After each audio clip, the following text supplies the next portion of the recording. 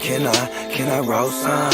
Can I keep it lit? Can I smoke some? Can I be about a grip? Can I stack up? Can I say money talk? I don't flat guns. Can I play a low key?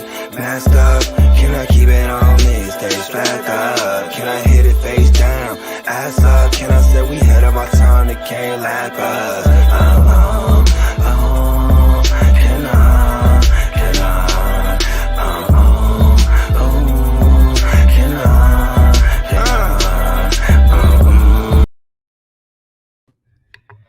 Hey. Welcome to a special live edition of My Version's Better. I am your host, Bogart.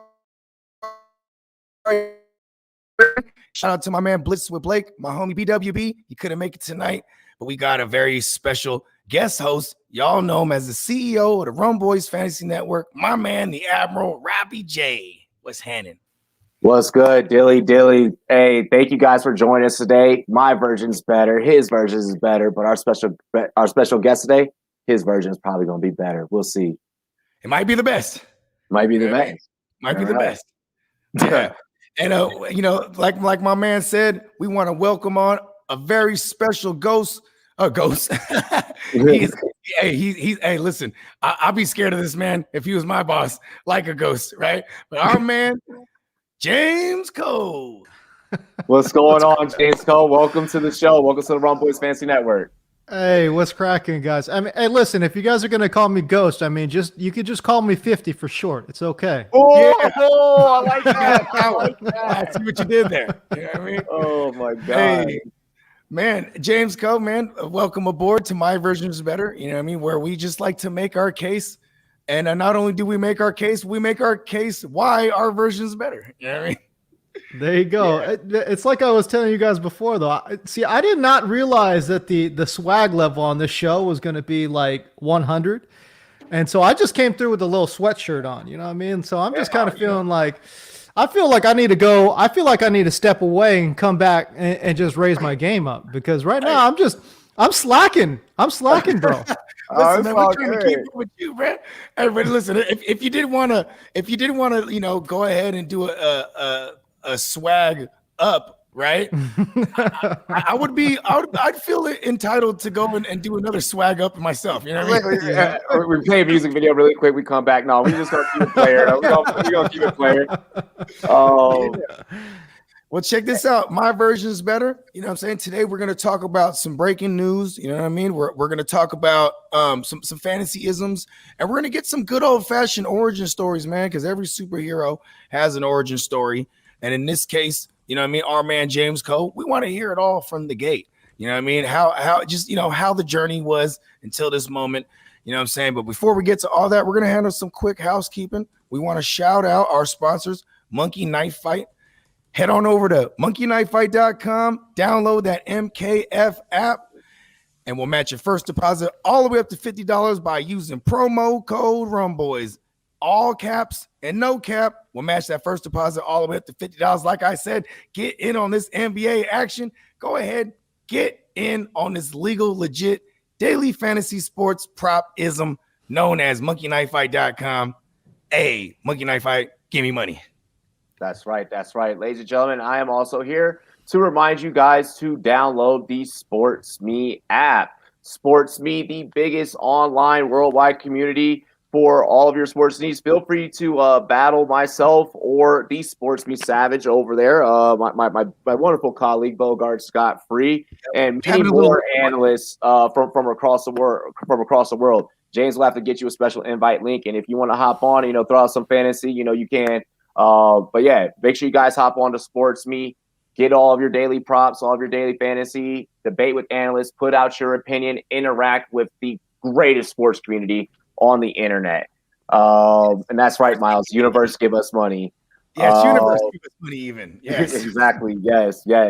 Really quick, cheers to me. Cheers to you, all the mom boys and girls. What it do? Dilly. Yes, dilly, y'all. It's 5 o'clock somewhere. Mm-hmm. You know what I mean? All righty. Bogart, take us away. Hey, well, actually, I think you got the first. I got the first. Yeah, but we do as a collective over here at the Rum Boys just want to, want to really say thank you for your time and making time to join us on this program. You know what I mean? And James Cole, we really dig your content, your journey. You know what I mean? You're definitely a pillar in the fantasy community. And it's just dope to grace this pod with you. You know what I mean? So just wanted to express our appreciation out the gate. Dude. Hey man, I appreciate you guys bringing me on, and obviously you guys have a very fun show. So just to be part of it is very cool, and I'm looking forward to it. Hell yeah, James. We're gonna get right into it. Again, thank you. But I want to get into the origin stories. Let's just set this thing off with how did we go from James Cole? I read your bio. You constantly poke and prod at former NFL guy to now like 4-time Emmy winner, host of Fantasy 5. Like, give us a rundown, brother. The full time. Yeah, it's been a long career for me, which has been cool. I've been super blessed and lucky and fortunate to have such a long career. I think this is my 15th year doing TV in some capacity, so that's not bad. And for me, flex. 15 years, you know what I mean? Surviving the game. You know what I mean? Or go ahead, continue. That's right. No, but I mean, look, I've done it all in this business, like, I remember when I first started, I was shooting, I was a part-time cameraman, just shooting high school football games, getting paid $10 an hour, you know what I'm saying? And working like, I don't know, like 20, 25 hours a week. So I was not getting by, you know what I mean? I'm living off my credit card, you know what I'm saying? So, paying off that good minimum. Yeah, and then to kind of sort of like be bouncing around. Like, I mean, first of all the real peeps, they know, like, like credit card transfers and like balance transfers and like applying for new credit cards and like, you know what I mean? Like moving all that money around, man. But like, yeah, no, listen. And that's how I started, and then from there, I just did I actually was in local news for quite a bit. I did local news for 6 years and went from Bakersfield, San Diego to LA. And then when you get to LA, you finally make it, and it's like, it was like, I remember getting to LA and finally just being like, all right, cool. Like I could actually start paying off my credit card debt now, but yeah, no, it's been great, and then, you guys, I mean, I know, like, the Emmys sound cool, it's just, and I won those a while ago, and I think, and I credit my ability to, tell stories and to break down complex concepts into very digestible pieces. That was my calling card. It has been my calling card throughout my career, is to take these very complex ideas and make it approachable and very understandable to the regular person. And I think that's why I have been pretty successful in my career. That's 100%. Awesome. It's funny because I'm hanging on to every word you're saying right now, but simultaneously in my head, I was trying to say complex concepts, digestible 5 times in a row, fast. I was like, very articulate that James Cole is. Oh man, complex concepts, digestible. Yeah, no, and I one of the things I wanted to highlight that you just kind of mentioned there was that kind of like once you made it to LA.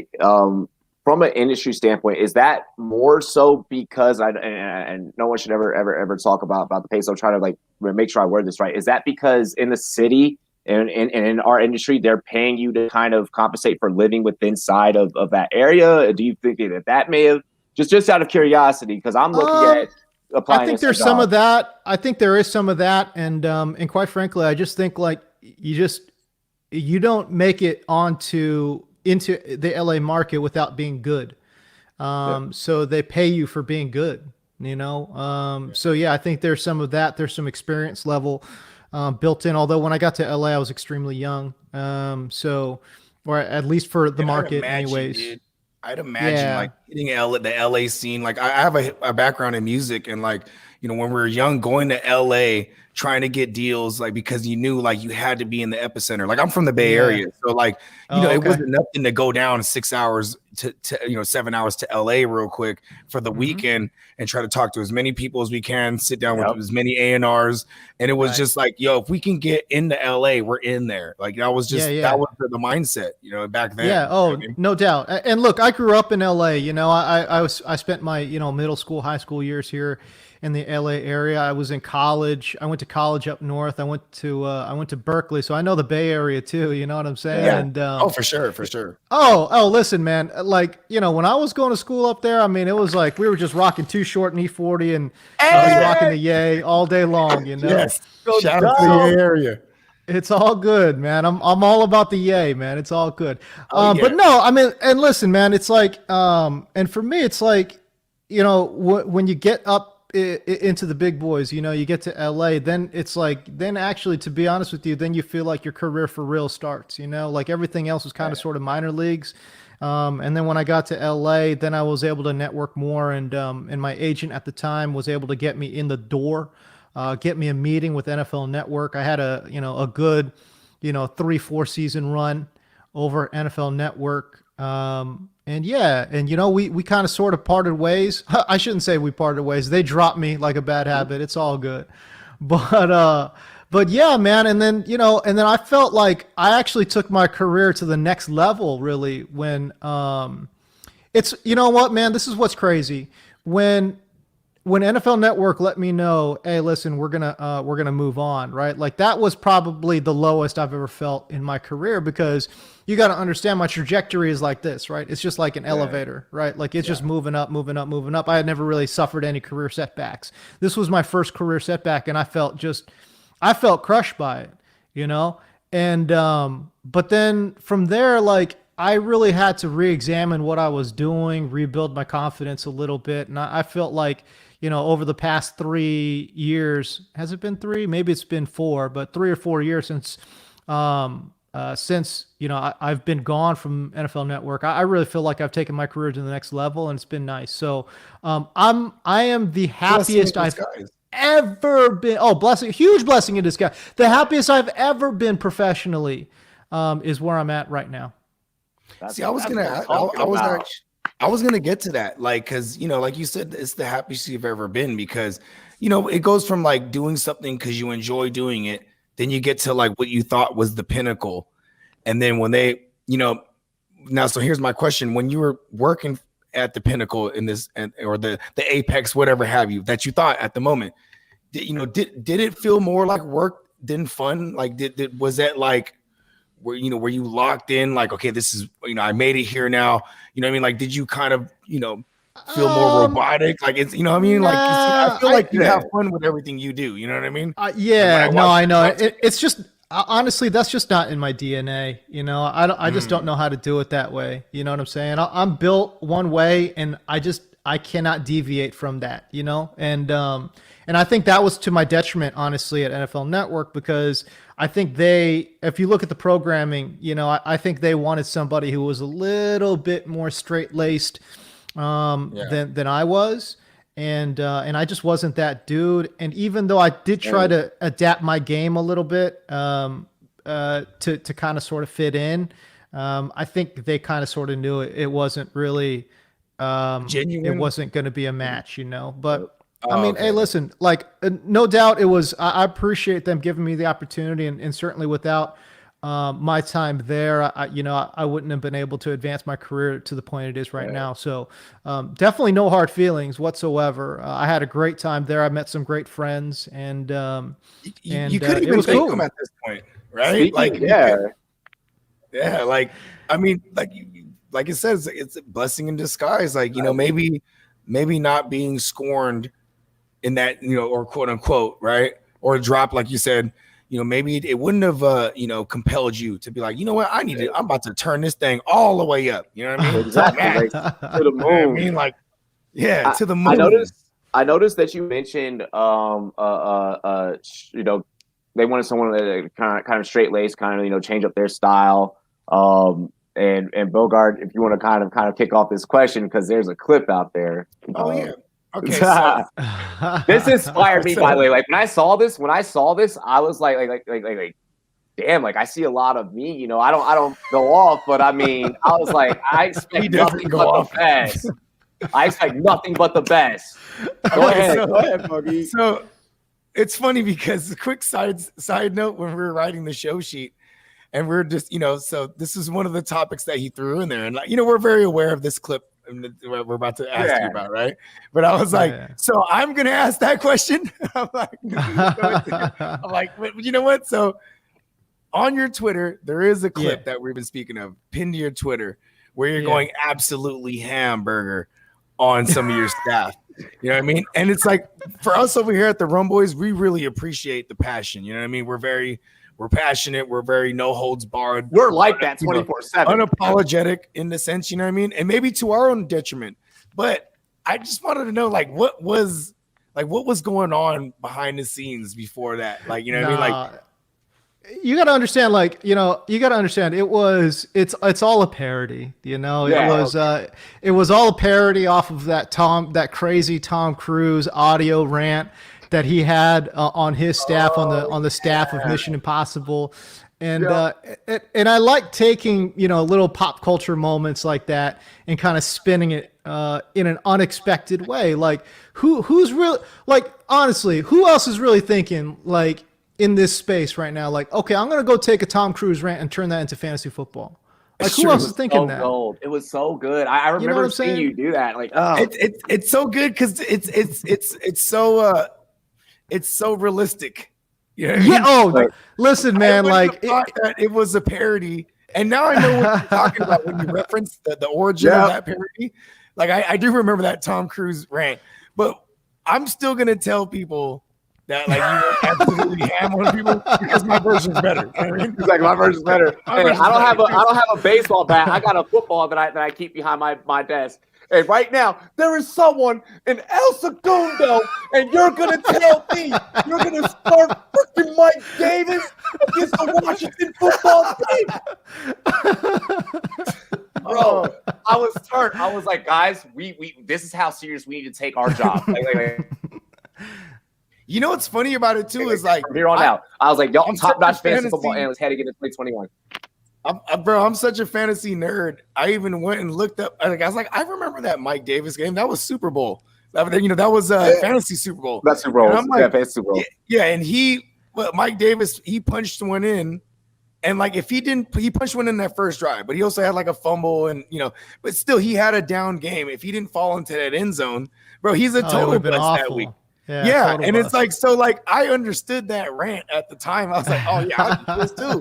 Like, you know what I mean? Because Washington was a formidable defense. You know what I mean? Like, especially that time of the year, we knew exactly how to gauge them. It was like you're chasing the rest, the prior season's production, or not prior season, the prior week's production with Mike Davis. Like, listen, man, be wary of starting him that week. You know what I mean? Man. And so, and that's my big thing, it's just, you got to play the matchups and everything, and just trying to figure out a good creative way to lay that out to people. Because, I mean, here's my thing, like, I don't think I'm telling anybody anything that they can't find from somebody else. There's no shortage of fantasy information out there. And I know I'm not giving people information that they can't get somewhere else. And I get that. But I think when you come to me, what you can't get from other people, where you can't get other things, is marrying that info, and then taking that info and then marrying it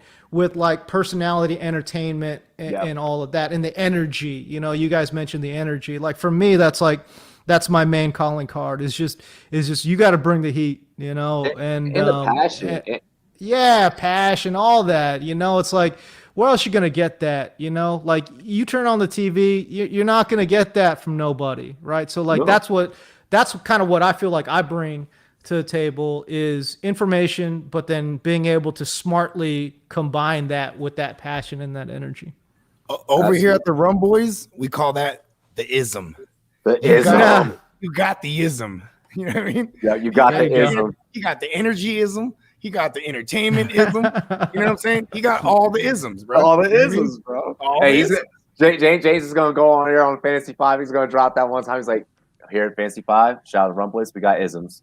Like, They got that fantasy 5 isms, bro. Yep, we're just gonna be sitting at home listening. We're like, oh, he just said it. We're gonna call each other. Did you hear?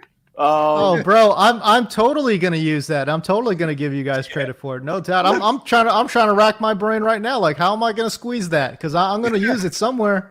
I mean, Love you spent it. time in the Bay Area, so you know what I mean. That's a Bay Area thing, you know what I mean. that's- The I isms, feel- you know what I mean. I feel like it's a Yay Area / Boondocks old school kind of dealio. Definitely You know? derived. Oh yeah. Yeah. So and one more Bay Area reference. You know what I'm saying? I know you're aware of Mac Dre, and something that you said earlier kind of resonated with something Mac Dre always said. He always said, "It's not the way you say it. I mean, it's not what you say; it's how you say it." And you kind of just touched on that. You were like, "Hey, it's not like you can't get this information elsewhere, but it's the way I'm saying it, the way it's going to resonate with you, the way I'm about to beat this thing into your dome piece, and you're going to go home remembering it. You know what I mean? Like you're going to wake up thinking about it. You know what I mean? Because that's polarizing. I feel is being a polarizing figure is not something you could do. Like you can't fabricate that. Right. You know what I mean? Like it's either who you are or not. It's in your blood or it's not. Exactly. So it's like, there's going to be, and in any industry, it's going to be saturated. And that's why we appreciate your isms, because you're definitely a standout in a saturated market of, especially because look at us, we're trying to do what you're doing. So we add to that saturated market. You know what I mean? Like, we're so sorry, by the way. No. Listen, hold on. I think we're in the standout category, though. Turn up. You know what I mean? I don't know if I'm being biased, but I'm just anyways, it's all good. Robbie, hit us off with the next ism, bro. Hey, ladies and gentlemen in the chat, we got through a lot of just getting to know James, and hopefully we'll be able to bring James back on and get to know him a little bit more, a little bit deeper. But this is what we're here for, to find out whose version is better, ladies and gentlemen. James, I want to go ahead and get a temperature check on on a couple of running backs. I'm just going to toss out a couple of names. Last night I was writing the script, pulled them out of the hat, and these are the three that I want to get your temperature check on. Which of these running backs could make a splash in the 2021 season? Saquads, James, the undrafted free agent Robinson, and Antonio Banderas Gibson. Who are you thinking? Saquads, Robinson, Desperado. Look, in PPR formats, it's still, and I get it. Saquon is a highly volatile pick. He could blow up. He could get injured again. And let's be real, we're talking 2 seasons in a row now where he has been significantly hampered by injuries. A high ankle sprain sidelined him for just 3 games in 2019, but he was just he was a shell of himself in 2019. Didn't look great, but was still okay, And then in 2020, obviously, he had the ACL tear. So will he come back? And the question will be, will he be healthy? I mean, I think at this point in his career, it's really hard to rely on him. I would be surprised if he played 16 games. Or 17 in this case, right? Because that's true. No, that's true. Internally, I've kind of sort of set the over-under number on him in terms of games played at like 10 and a half. Okay, wow. 12. See, 12, I might take the under. 10 and a half, I feel like it's kind of a 50-50 proposition, But he's going to be boom or bust. There's no question, because he's excellent out of the backfield, a PPR machine. And I don't know what they're going to do in the draft, but they still, in my opinion, they want to be able to kind of run that offense and flow that offense through Saquon. So for me, I think when you take a look at those 3 options, it's still Saquon Barkley. Sleeper though, man, Antonio Gibson, he's a beast, bro. Like, and like that boy can play. Like, that dude he's an absolute desperado. You know what I'm saying? Like that dude can absolutely play a little bit. So for me, like Antonio Gibson, I think is going to be an excellent sleeper. He measures out athletically like an absolute animal. And I think that offensive line is still pretty good. I still think, Ron Rivera, I think he still wants to feed the rock. So, on the ground. So yeah, man, I think Antonio Gibson does have a chance. Certainly to me, it's just a question of touchdowns. Can Washington score enough touchdowns or get close enough to score enough touchdowns where Antonio Gibson is going to score, again, if you want to be a top 5 running back, you got to score 10 plus touchdowns. Can you do that? Can Antonio Gibson do that? Can he be a 10 plus touchdown guy? And will the offense allow for it? I'm not 100% sure, but certainly the upside is enticing. Sheriff just got tagged today, so I mean, hopefully that helps out Gibson. Yeah, and hopefully in the draft, I don't want to say the Cowboys might try to snake them at the 10 spot, but hopefully, a Slater would fall, maybe, you know what I mean? Like, if not Slater, then Darrisaw. Darrisaw, exactly. So one of those guys, could be there on the board for them, and that could just solidify. I think at 10, I'd have to think at 10 they're thinking quarterback. I mean, I'm not sure how you can't really get away from that. So I would anticipate them going quarterback with their pick, at least early on. It doesn't matter. I mean, here's the thing, guys. It really doesn't matter. I know free agency has not treated Washington well. Okay. And I get that, but you have to understand the number of high quality players that are going to be on the market. And for cheap too, because all these guys are going to want 1-year deals, because once that salary cap number goes back up, I mean, it's on and popping, right? So all these dudes that are still, I think, good players. I think Rick Wagner is probably going to get cut from Green Bay. And I feel like he can still play. I think, there's going to be dudes that are going to get available. Cut. Yeah. Oh yeah. I mean, there's going to be tons. Bottom line is there's going to be tons of players at every single position that will be available and for cheap. If Washington is smart and they wait later in free agency, don't spend big on the first 48 hours. If they sit back and wait and see what falls to them, I think they could have a very, very good team in 2021. And again, I would anticipate they're going to be looking for their franchise quarterback in the draft. You hear that, Washington? You hear that? It's going to be okay. Yeah, my man, the Admiral Robbie J. He's a football team fan. Yeah, so there you go. He likes hearing that. You know what I mean? And okay, so real quick before we move on to this next topic, I mean, because I feel like this guy is like a fuck conundrum, bro. Like James Robinson, I don't know how to gauge him. And like people are gonna his ADP right now is a early second round. You know what I mean? In the 12-team redraft, I don't really buy much into ADP at this moment in time, but I mean, like I just don't know what's gonna go on. I mean, we can go on what Urban Meyer did in the past. We could try to gauge this. They brought over Derek. What's his name? Darrell Bevel. So you know what I mean. For someone like me, if I was a James Robinson truther, I'd be like, well, I remember Marshawn Lynch under Bevel. I remember, Adrian Peterson. Like, I could write the narrative. I just don't know what they're going to do, because they could easily pick up another running back in free agency or the draft and just mess it all up. So I just don't. I mean, what's your thoughts on James Robinson? Yeah, and I think, I think they'll get a couple guys, undrafted guys that they kind of put on the shelf last year. So, I mean, you got to understand the volume share for James Robinson was just out of control, and we're not going to see that 2016 Le'Veon Bell like status. Mm-hmm. You know what I mean? Yeah, like, no. Getting like I mean, it was going to him every time. It's crazy how often he was touching the ball, right? So like, I'm not saying he's not a good player. He's a good player. I just think that the volume load is just not going to be there. That makes sense. I think that's something that the best thing as fantasy analysts that we could advise people is don't wait and see, but understand the risk it to get the biscuit factor whenever drafting Robinson. If you're probably what kind of biscuit? I always ask this when you say risk it to get the biscuit. What kind of biscuit is James Robinson? Is it with the gravy? Oh, bro, he's biscuits and gravy. Is he biscuits? Last year he was biscuits and gravy. I might risk it for James Robinson, bro. If you're telling me it's the biscuits with the gravy, bro. Yeah, that country gravy there. Yeah. Yes, the light gravy. Go ahead, Bogart. Next topic. I'm hungry now. Anyway, sorry. We all know, knowing well that Dak Prescott just signed. He got the big bag. You know what I mean? And so he will be under center for Dallas, in the 2021 season. So now, what skill position guy are we targeting? Because we all know these players coming off of that type of year, the ADP is going to show it, because the recency bias in fantasy enthusiasts tend to remember the year before and, implicate that in their perspective. So these ADPs are dropping, but who are we targeting in this offense that has been shown to be like a high-powered offense? Yeah, I mean, I think Dak Prescott, well, first of all, he was on pace to be the quarterback one because the defense stinks.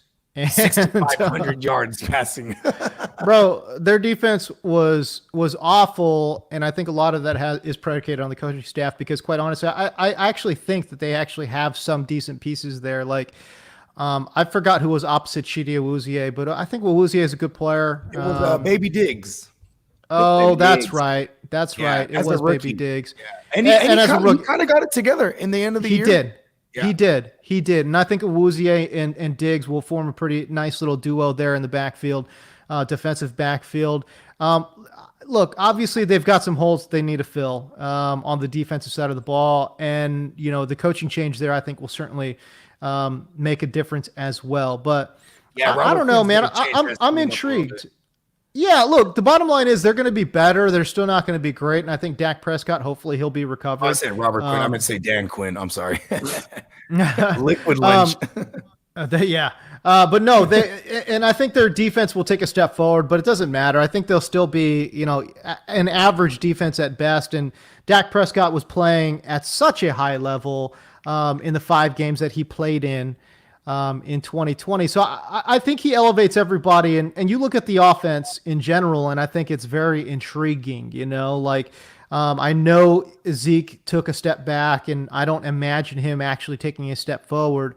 I think he is the player that we saw him to be in 2020, and I think we'll see that version again in 2021. I think they'll mix in Tony Pollard, but all these guys, man, CD Lamb, Amari Cooper, I Gallup's just think probably gone, right? We would assume Gallup's gone. I think so, but who knows? It's probably the wrong time to be a free agent for Gallup because there's so many big name receivers. Awful. He might just sign. He might just sign for a team friendly deal with Dallas. I don't think he will because with CeeDee Lamb there and Amari Cooper, it's like what are the numbers that Michael Gallup can put up? And if he's going to take a prove it deal, he needs to prove it. But it's hard to prove it when you're like the 4th option on that team. So I like your to version. be honest with you, I'll tell you what, man, to be honest with you, I'd like to see him take a small prove it deal with LA and be there with the Rams. That the Rams, yeah, they do need an outside burner guy, and people forget Gallup has wheels on him. You know what I mean? He can get that every time. Because this is historic what the Rams have done under Sean McVay. They've traded for a Sammy Watkins, they traded for a Brandon Cooks, They need an outside guy. Like I'm actually trying to make the phone call to get Marvin Jones Jr. over there, or in this case, he's coming to Washington. Either him or Kenny G are coming to Washington. We're making several phone calls, James. Nobody's picking up. Right? They're not picking up, but we're on the line. You know what I mean? But I like that Gallup call to LA. You know what I mean? Yeah. I mean, look, Gallup is a good player and he can go any number of places. Marvin Jones to LA has been long rumored, mostly because Marvin's his ties to the LA area, Stafford. That too. Yeah. Look, Marvin Jones, first of all, big ups to Cal because he's a former Cal Bear. But it's coming. See, here's the thing, you got to understand, when you're from California, you're just built different, So it's just kind of like you don't like other areas of the country. When you're born, raised, and you just grew up in California, other parts of the nation are not that enticing, bruh. You know what I'm saying? Yeah, so it's like if for example, I don't know, Jacksonville is going to offer me the same money as LA, I think I'm going to LA. You know what I'm saying? James, versus if you grew up in Florida, then Jacksonville is okay for James, you. You know what I mean? sound exactly like me during last year NBA or the previous year NBA when I was like, think about it. When you're from LA, Kawhi's not going to stay in Toronto. He's going to go to LA. It's an LA thing. Me. Yeah, it is. When I used to get in trouble, my mama would whoop my ass, put me on a plane, and send me to my grandma out in Cali. I used to live on Rosecrans. Fucking terrible place. California toughens you the hell up. Like when Marshawn tells stories about running into a bus, while playing tackle football in the streets, that's real. Like California is completely Shout out different, to the town. you know. But aside from that, it has the women, it has the weather, and if you're not playing football, it has the other food things. and the medicine. Yeah, and the medicine, yeah. Yes. You know, and it has the food. Like, we are vitamin enthusiasts here. California is the one place where I will literally walk outside, see a food truck, I'm like, that's safe to eat off of. You know, Cali's different. So yeah, even if it's not, you know it'll be delicious. Exactly. You know it'll be a great last meal if that's the case. You know what I mean? So I bring this up and I say this to where you're right. Being from Cali and being a multi-million-dollar athlete, that changes your perspective. Yeah, I don't care what the taxes are going to be. I have already dealt with that my whole entire life. So what? Do I care?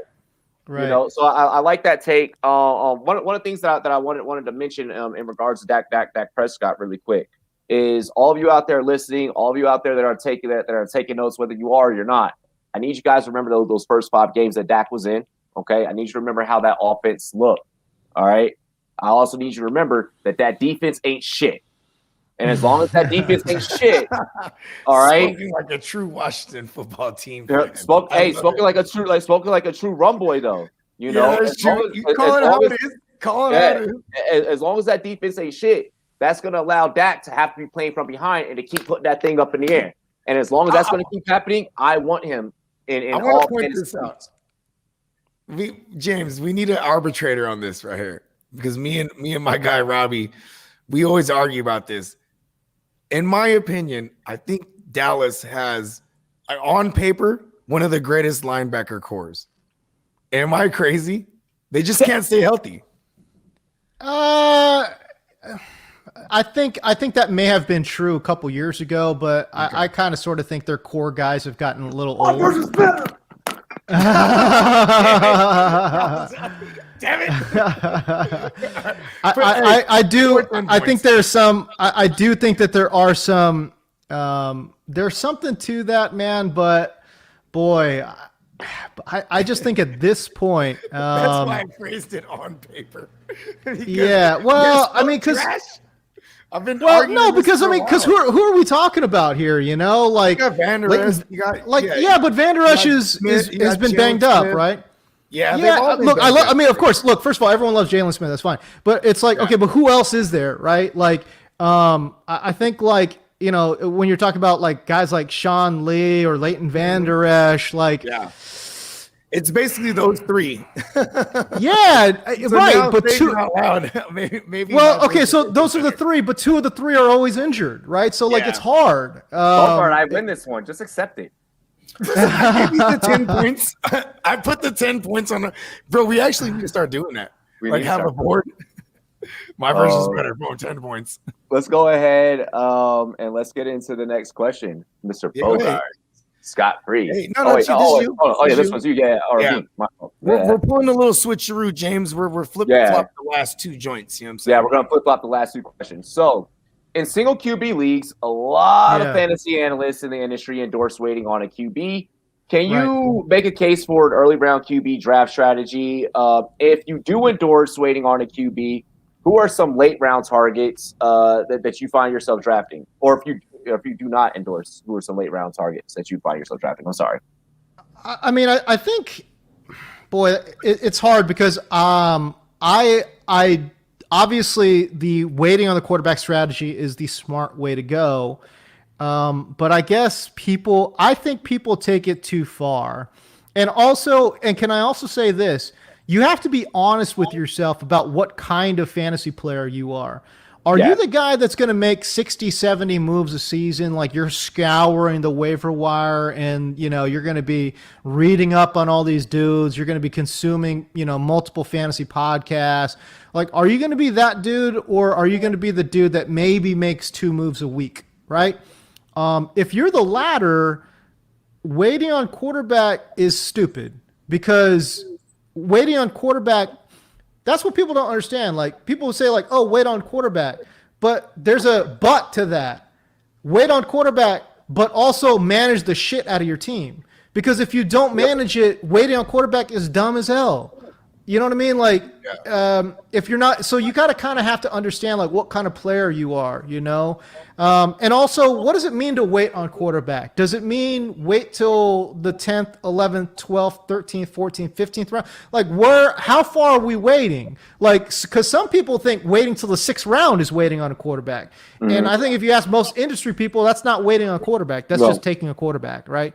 Yeah. So like, what is waiting on a quarterback too? Double-digit rounds, essentially. Yeah. So like when I hear waiting on quarterback, I think of like I think of waiting till like the 12th round, right? So like the top 10 dudes are all off the board, right? And so now we're talking about like guys like quarterback like 10 to like quarterback 16 to 20, and who among that like ragtag group has the biggest chance of going off? Well, let me also say this, because last year you could have taken Kyler Murray in like the 6th, 7th, 8th round. Yeah. You could have taken Deshaun Watson 6th, 7th, 8th round, right? Like you could have taken Russell Wilson 6th, 7th, 8th round. Josh Allen. You could have taken Josh Allen.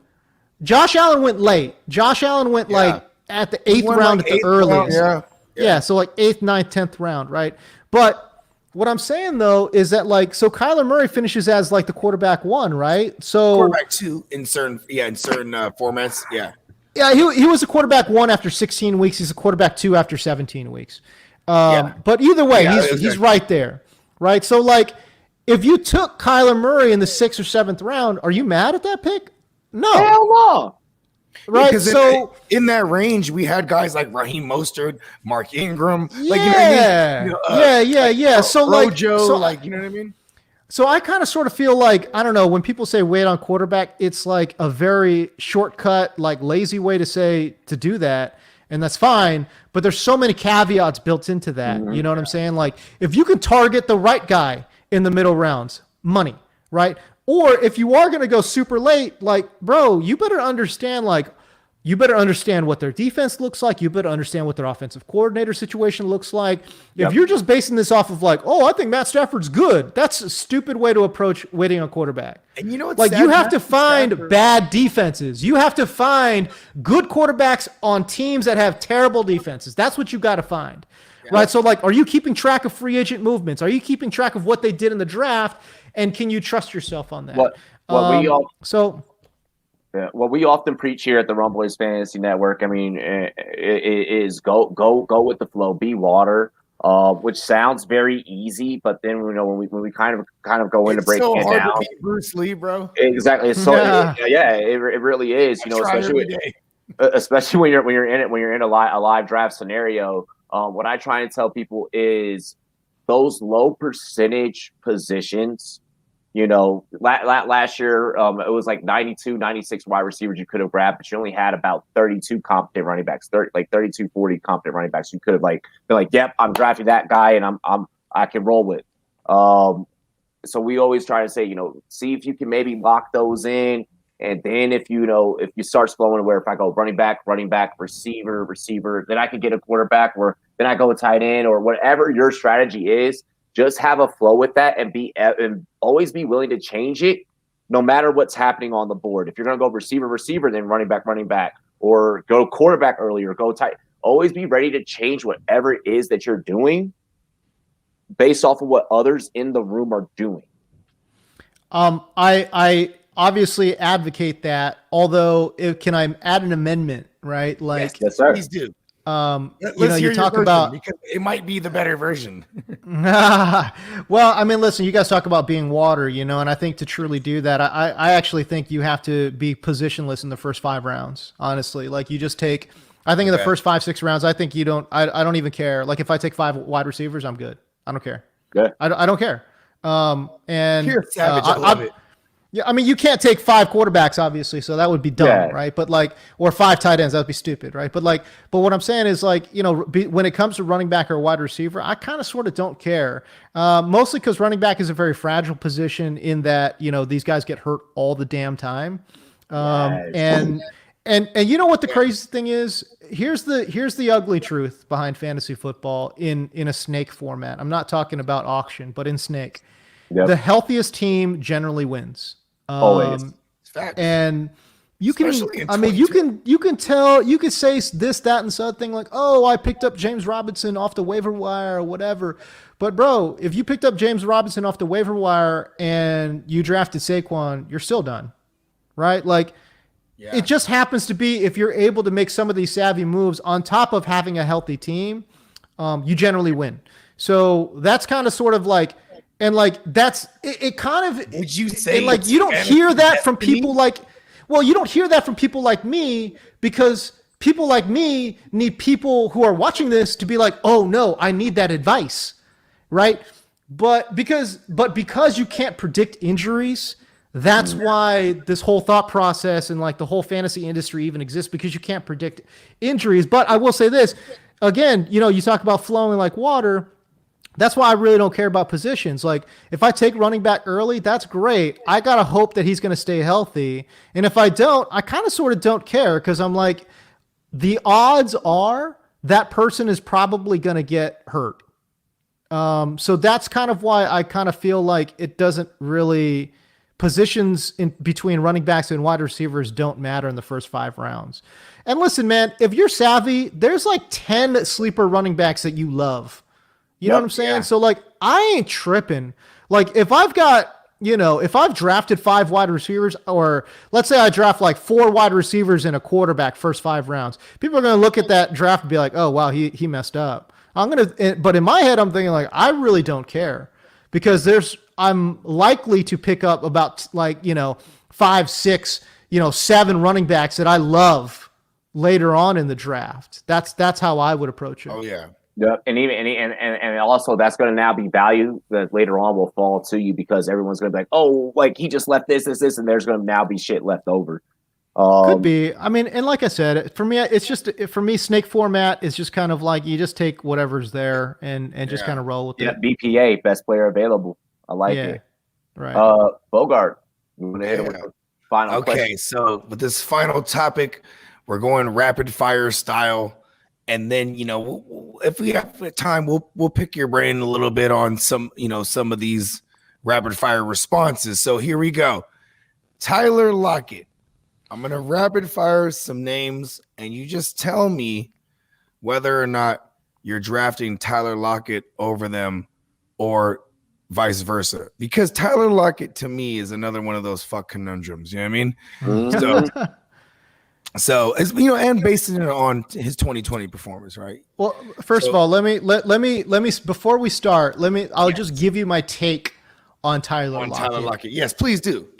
And I think he's a phenomenal player. Him and Russell Wilson it's one of the best duos. It's one of the best duos we've ever seen in the NFL, quite honestly. He's widely underappreciated, and quite honestly, the connection between Tyler Lockett and Russell Wilson is widely underappreciated, because I truly believe they're one of the best quarterback receiver tandems that the league has ever seen. Okay, now that caveat out of the way, great player. Yes. I don't want to mess with Tyler Lockett in fantasy ever.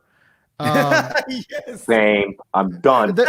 Because I almost feel like we need to throw this out the window, but I can't wait to hear your take. No. I have a long list of names. Okay, continue.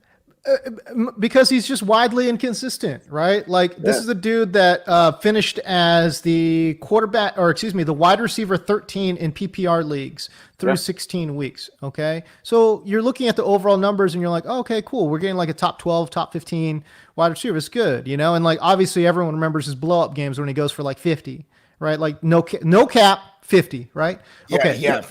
50 burgers. Yeah. He put up a 50 spot. Okay, great. Well, in 7 games, which is half your season in fantasy football, in 7 games, Tyler Lockett put up 8 or fewer fantasy points. Now, if you're drafting him in the 6th, 7th, 8th, and if he's your wide receiver 3 or flex, yeah, we're good with that. That's acceptable. That's fine.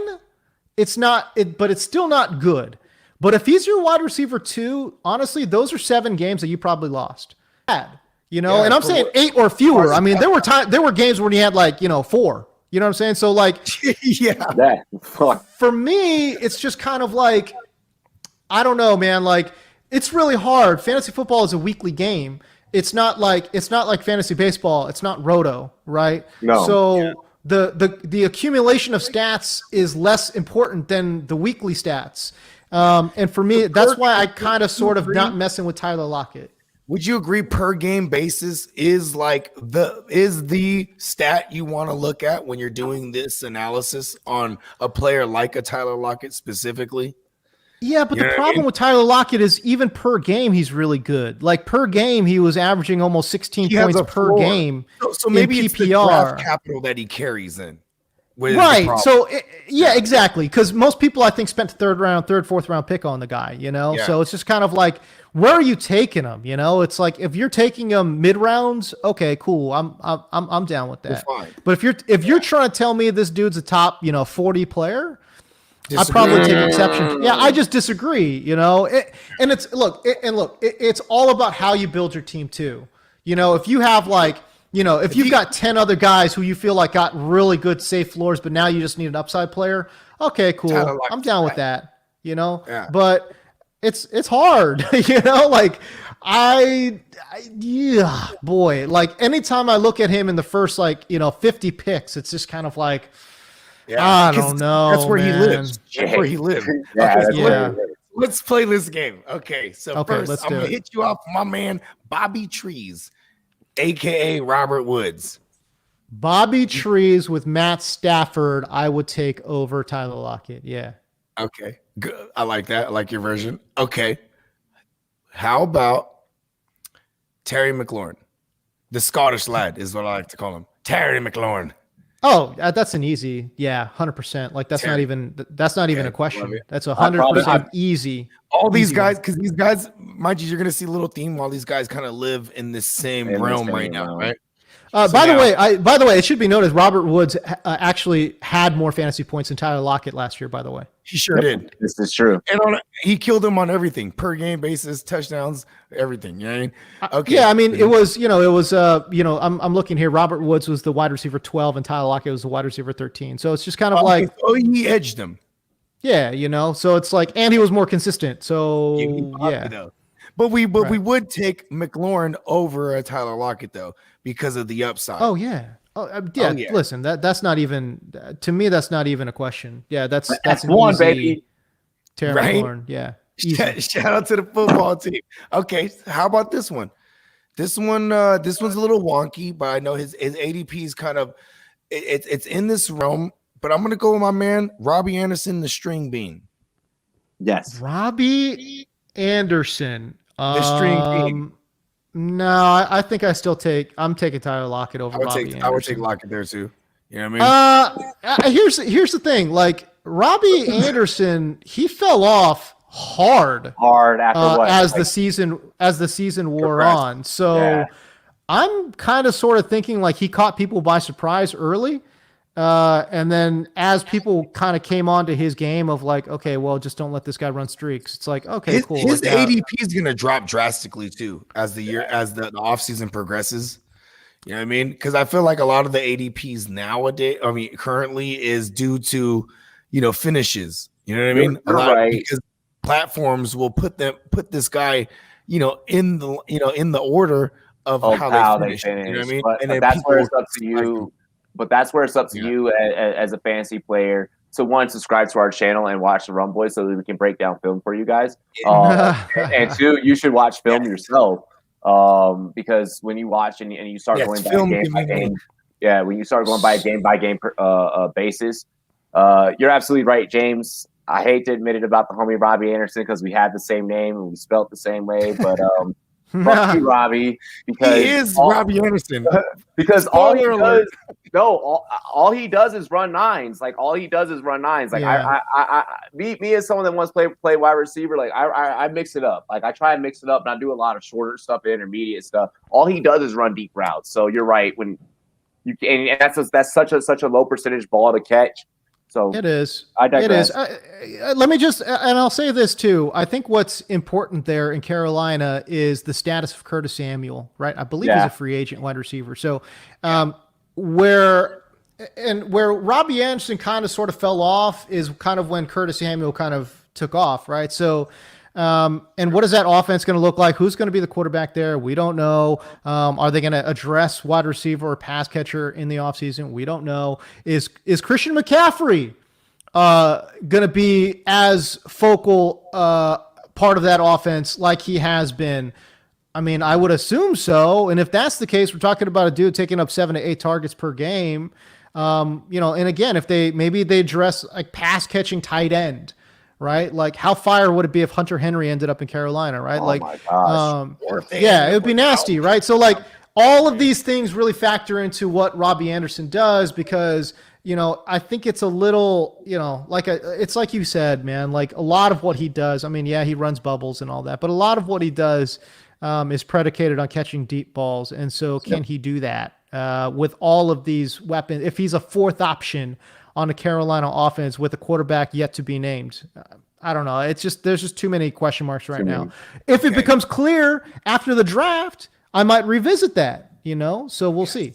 Yeah, we reserve the right to revisit all these things, right? We are of the waterism, right? Right. That is one of the things that kills me when people will be like, well, last month you said, well, last month this didn't happen. You know what I mean?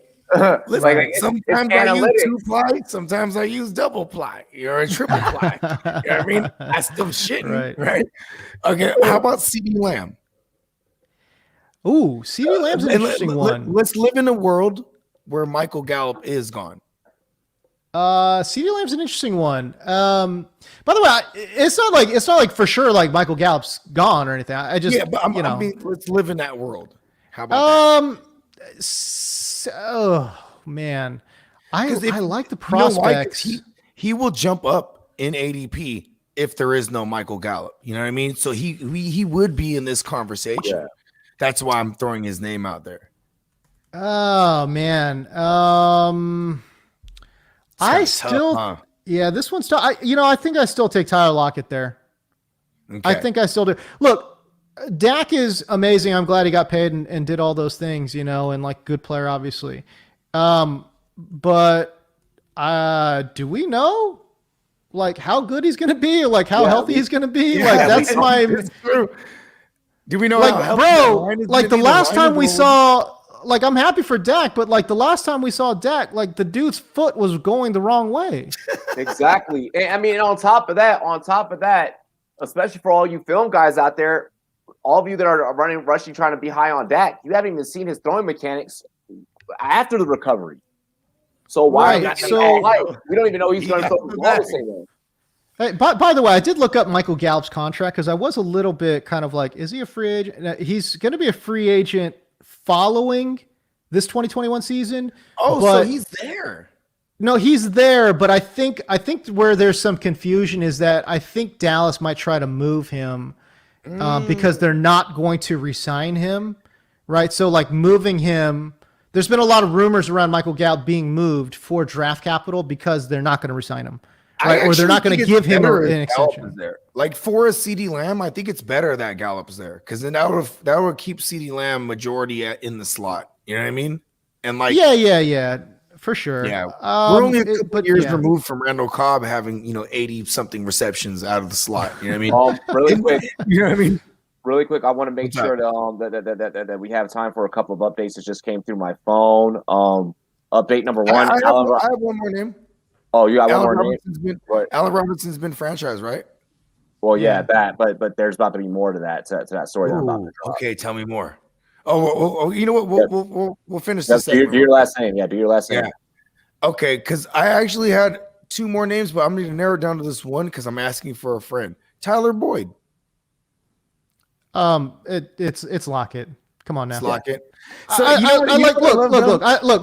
like Tyler Boyd. He's a good player, of course. But like, what's the quarterback situation going to be? Like that team looked absolutely like trash after Burrow went down. So what's that situation? Exactly. I mean, and again, we talk about, what the hell is Dak going to look? What the hell is Joe Burrow? What's Joey Crack going to look like and that after his? Bad. You know what I'm saying? What is Joey Crack going to look like after that injury? Am I allowed to use that on air now? You're done. Like, is that ism? Is that your ism? Hey, listen, just shout me out, bro. Like it's all good, Yeah, got you. But yeah, no, obviously, as you can tell, I listen to a lot of early 2000s hip hop. But yeah, no, listen. Shout out to Fat Joe, man. I was actually on his mixtape last summer, man. Shout out to Fat Joe. Yeah, he was. What? Yeah. No. Yeah, I rock with Fat Joe. Shout out to the Dawn. We're probably oh my God, that's amazing. That is incredible, bro. I'm in my mid-30s, so yeah, you know what I mean? Like, I grew up in the golden era. Like, I appreciate the golden era music, bro. Early 2000s, early 90s to early 2000s. That's the golden era. That's my dirty 30 is in like 2 months. So yeah. Oh damn. 3 months. I see you, youngster. You got your whole life ahead of you. Hey, if only I could take the 2 deployments off my body. Fuck. But no. Thank you for your services, by the way. Right. But no, man. James, we appreciate you greatly. We appreciate you. I did want to make sure that we got here in like this last couple of minutes of our show, we got this breaking news out. Allen Robinson has gone on Twitter right now and say that he is not happy. He's done it subliminally that he is not happy with the tag. We don't know how that could be. I right now am predicting that he's still going to suit up and he's going to deal with it. He wanted the bag last year. Yeah, he's been wanting his money. Yeah, he's been played without the bag. Yeah, the Buccaneers, or the extension, I should say. Yeah, the Buccaneers, despite them making sure that things were all good with Chris Godwin, they also made sure that things were all good with Levante David. It'll be a 5-year deal with 3 voidable years for the linebacker. Keeps him at a manageable cap number of $3.5 million this year. So voidable. That guy is awesome for that. He is awesome for that. Yeah. So, and we'll still see what happens with Shaq. Well, with Shaq Barrett, they're gonna give him the big bag. That's why they franchise tagged my man Chris Godwin, even though he has God and win in his name. And the only other important one that I wanted to make sure that we got on air, aside from Hunter Henry, of course, being able to walk, Jonnu Smith of the Tennessee Titans is also going to be able to walk. And we know this, especially after hearing news that Delaney Walker was going to come back last week, which is completely weird why you would let Jonnu walk and keep Delaney. No, it's even more weird why you would let Delaney come back. Yeah, why you let Delaney come back. Like, if you're going to let him come back, you're keeping both and you're running 12 personnel. That's the stupidest thing in X's and O's I've ever seen, but I understand the business behind it. It might be a different ideology. You know what I mean? At life after Arthur Smith, we don't know what they're trying to do. I assume it's technically the same, but and Jonnu Smith, I'll see you with the New York Jets. And then final thing, Aaron Jones did not get tagged today, so he is good, and that closes out free agency. Boom. The tag deadline. Okay. Yeah, well, the tag, not free agency, the tag deadline. Sorry. Yeah. So let's go ahead and play this Aaron Jones game before we close this out. Like, where should Aaron Jones go? Because Green Bay, they said last year when they drafted AJ Dillon, they were like, Aaron Jones, you're up out of here. You know what I mean? They pretty much told me that. Where's Aaron Jones going? I know Miami's a spot. I do personally like him to the Jets because they got a lot of bread, and at this point, he's going to want bread. If you're going to go to a place like the Jets, a lot of, it's the Mike LaFleur over there now. Matt LaFleur is his brother. You know what I mean? They're both Shanahan disciples. Terminology, scheme, going to be familiar to him. So I like him to the Jets. What say you, James? I think Miami probably makes the most sense. There was no team that ran between the tackles, so we're talking between the tackles runs more at a higher percentage than the Miami Dolphins, according to Next Gen Stats. And Aaron Jones, for whatever reason, look, bottom line is, and I know this sounds stupid because Green Bay just won a shit ton of games, but I'm not a big Matt LaFleur. Which LaFleur are we talking about? I'm not a big Matt LaFleur guy. Or Mike. They're just Shanahan ripoffs. Let's just say it. They're not though. They're not though. Actually, that's the funny thing, man. Like, Shanahan, his whole deal was outside zone, and like they want to get outside and they want to test the boundaries. Yeah. You're right. And I think everything that LaFleur does, they want to run the ball between the tackles. Yeah. And that's going to set that. Their mindset is that sets up a lot of outside stuff. But I don't know. When you take a look at some of the data, it just doesn't make any sense. All the best teams run to the outside. Yep. Every single team that runs the ball well runs to the outside. I So think I'm it not stems sure. from I'm his not sure time. why the mindset. I'm not sure about the mindset of wanting to run inside. I don't get it. But bottom line is, Aaron Jones, his entire career, he's been running in between the tackles pretty much the majority of the time. Although they did open it up a little bit, but yeah, he's been good in between the tackles. Miami loves to run it between the tackles. It seems like a good fit. That's I don't crazy. think Miami's going to break the bank though to bring in Jones. So it seems kind of crazy. You mentioned New York. New York, like they Ew. just got out of a bad running back contract. Like I Yeah, cannot it's true. imagine that they're going to go do that That is a again. good point. You know, Oh. and I'm not Their even version's saying like better. Aaron Jones is Le'Veon Bell. Like that's just not the case. But no. they just got out of a crazy running back contract. Like they're gonna do that again to themselves. Like man, And Le'Veon that Bell's seems album tough. sucked. I'm gonna keep it in Florida. I'm gonna keep it in Florida, James, because when I heard this question, like I don't know why, my gut, maybe it was a crystal ball over here predicting shit and telling me what to say. I must keep it in Florida. I'm gonna say Jacksonville because they need to. Because if we are not confident enough in the undrafted free agent James Robinson, then Right. maybe they're not confident. So if analysts aren't confident, I get that. We're not GMs or anything, but that must mean that a GM somewhere isn't confident. So maybe Aaron Jones, you land, they can back up the Brinks truck for you, baby. How about I would be. somebody? I would be Go ahead. interested, to be honest with you. Like if, like, let's say Chris Carson is going to walk. Like I could see Chris Carson, who also, by the way, is exceptional running between the tackles. Like I Yes. could see him going to Miami on a low budget deal, and then Seattle maybe trying to figure out a way to bring in Aaron Jones to load up and make Russell I happy. like that. Hot Hey, take, man. you know what? You Phantom know, That's like a Phantom solid take, even, dude. Because I just feel like they want to try to make Russell happy because right now Russell's mad. You know what I'm saying? So appease the beast a little bit and bring in some boys. And you know when you bring in a guy like Aaron Jones, Russell's going to be like, okay, I could get with that. You know? Yeah, dude, I can't remember for the life of me the offensive coordinator they hired. I know he's a McVay, like he's from the McVay regime. I can't remember his name. It starts with an S. Either way, scratch that. I'm just saying, like, they're gonna bring in someone who's gonna try to use the run to open the pass, because that's what they've been trying to do. But you know, Shoddy's from the old school. You know what I mean? Right. There's the lack of creativity isn't his fault. This is just what he knows. You know what I mean? And Pete Carroll, he is of the mind state, you know, I want to run the ball. So right, them bringing over somebody, if they bring Aaron Jones over, that makes everyone happy. Pete Carroll gets to run the ball, and then they also get to utilize him in the passing game because Russ gotta cook, bro. And it cancels my Carson to Buffalo take. It cancels my Carson to Buffalo. So yeah, and then maybe we get a resurgence of those two backs back there. So yeah, I like it. Before we close out, I want to say Arthur Smith over there with Atlanta right now, like, you know, who did spend time with Matt LaFleur, right, in Tennessee. Like he actually took over for LaFleur when he went over to Green Bay.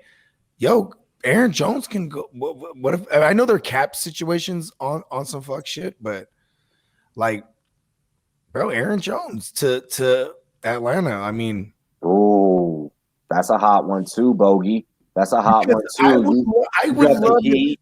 I would love if Arthur Smith somehow acquired Najee Harris, bro. Like somehow. Yeah, you got all the weapons in the passing game.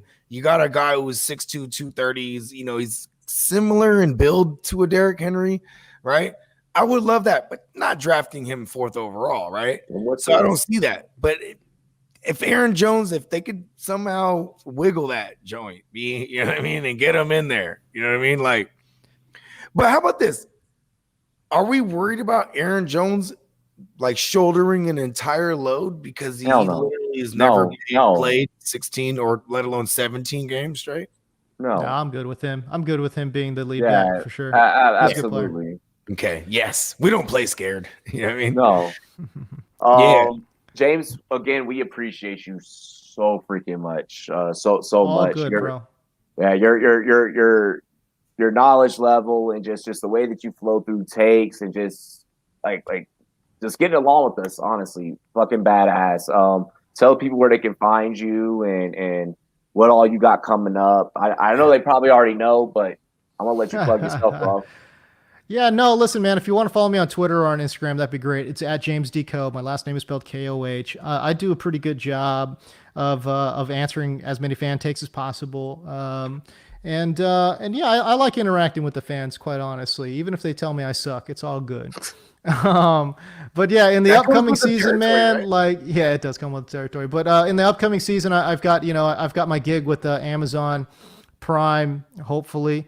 I'm saying all this stuff hopefully because none of the paperwork has been signed yet. But Amazon Prime hopefully will be back for another season, which would be great. NFL Next, which I do my next gen stats work with them, and then on That shit was Sundays awesome. thank you. And then on Sundays and on social, you can find a lot of my content on DirecTV, the Fantasy Zone channel. Hell yeah. Hey, if you ever want two people, to come on and just, have fun, we're down. I mean, we'll clean it up a little bit, and I won't have this long ass beard no more. Bogey, I have the playoff beard, and there's not a playoff game in sight. You know what I mean? Like, Bogey's beard, Bogey's beard. bro, it's just going, bro. They're finally opening things up right now, up here, up north in the Bay Area. North So, South, yeah. yeah, but I'm still, I'm still cautious. You know what I mean? I'm like, bro, like, how open is this thing? Spence like get him on NFL AM. That'd be difficult. We'll see. But Bogart, go ahead, holler at the folks. Hey, you know what I'm saying? You could definitely find me right here on the Pirate Ship, the Run Boys Fantasy Network. I am at the GMM Network on everything. Give me money. And James Coe, man, thank you, brother. Dude, it's all good. I appreciate you guys. All right, I got to bounce, but it was a fun show, and I appreciate you guys bringing me on. If you guys want to bring me on anytime, I'm down. Awesome. Thank you guys for tuning in. I hope you all have a great rest of your day. Cheers to me. Cheers to you, all the Rum Boys and girls. What it do? Dilly dilly.